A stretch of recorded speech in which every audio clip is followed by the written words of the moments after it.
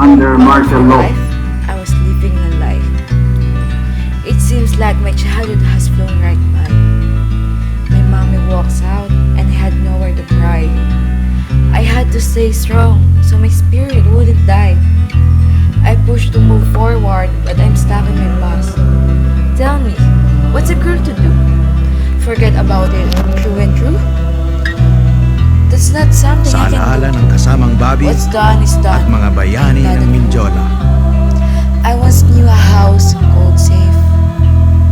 Something that can serve as an escape from trembling explosions and dying commotions. The life has nothing to expect but horrifically Tubig, reject. apoy, at Endless chase and run, a loud shot of a gun. buto I close at my laman. eyes and listen carefully. Nagsitibay ng maraming bodies bagay, and places. ngunit ang buhay ng Beautiful ating cries that I kilusan hear, groaning like animals ay mga in pain. buhay, ay mga Miserable souls, buhay, hopeless and buhay na inilaan, buhay na huwaran, buhay na inalay sa bayan.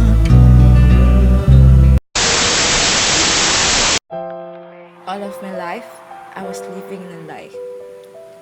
It seems like my childhood has flown right by. My mommy walks out and I had nowhere to cry. I had to stay strong so my spirit wouldn't die. I pushed to move forward but I'm stuck in my past. Tell me, what's a girl to do? Forget about it, true and true? That's not something I can do. What's done is done. Ain't that the truth? I once knew a house called safe. Something that can serve as an escape from trembling explosions and dying commotions. The life has nothing to expect but horrifically reject. Endless chase and run, a loud shot of a gun. I close my eyes and listen carefully. Soldiers, countrymen, cold bodies in deserted places. Pitiful cries that I hear, groaning like animals in pain with tears. Miserable souls, hopeless and shattered.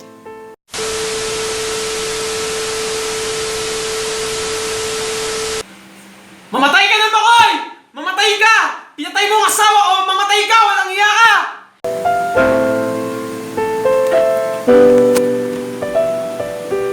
The sun can stand this darkness. Feel the seed of every kind, false hope in every mind. The powerful stares down from up high, closest to the light, while the weak mourns to death in the never-ending night. In my house they arrive by 1 or 2 by midnight. In the door they knock. I don't even know if I could recognize one. They come in, suddenly they're gone. There are too many names, too many faces, and they all took the same: too tall, too old, too serious, too many. Networks of spies and informants line in the streets. Soldiers in blue enforce their rules and laws with fear and brutality. Roads filled with blood, sympathy is even hard to have. An arrest and kill is a norm for those savages.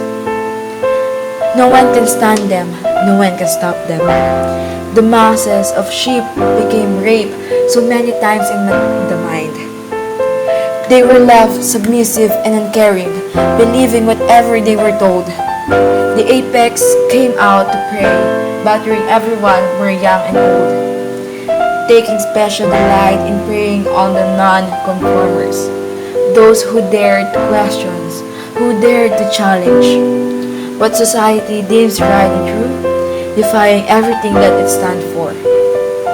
Those who cannot be dissolved into the sea of humanity.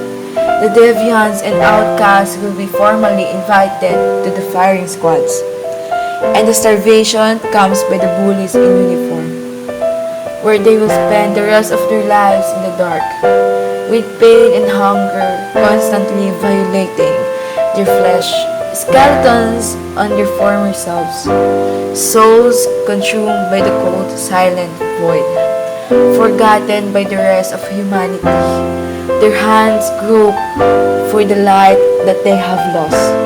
I should have known there should be nothing to fear. If life was peaceful and had no war, there would be no guns and no tears that pour. But we all make mistakes. They aren't that hard to make. Being scared and feeling unprepared is a nasty feeling that just isn't spared. Now take it from me. Things should be free. Free to do what people see. It would make life seem like a convenience store, or even better, put a candy store, with all the candy to choose, but never the satisfaction that we look for. There are always people who are greedy. Some people can even be needy. But we can all make a difference and change other people's preferences.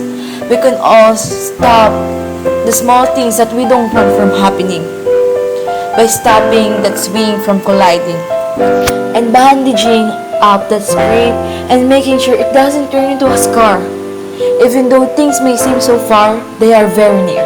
It doesn't matter who we are or what we look like, but it depends who you hold dear.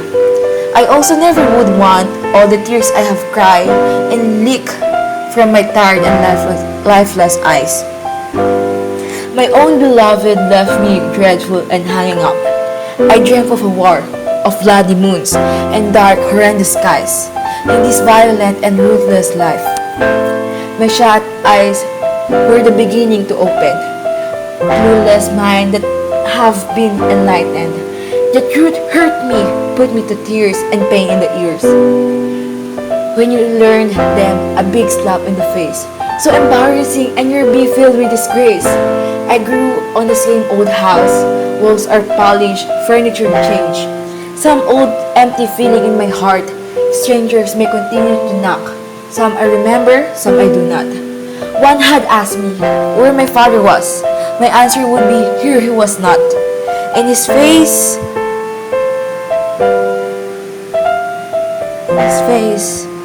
a trace of sadness. A place to say he looks in need. But trust in others I no longer have. For though I remember, but care I do not. So the door, the safe house, I shall shut.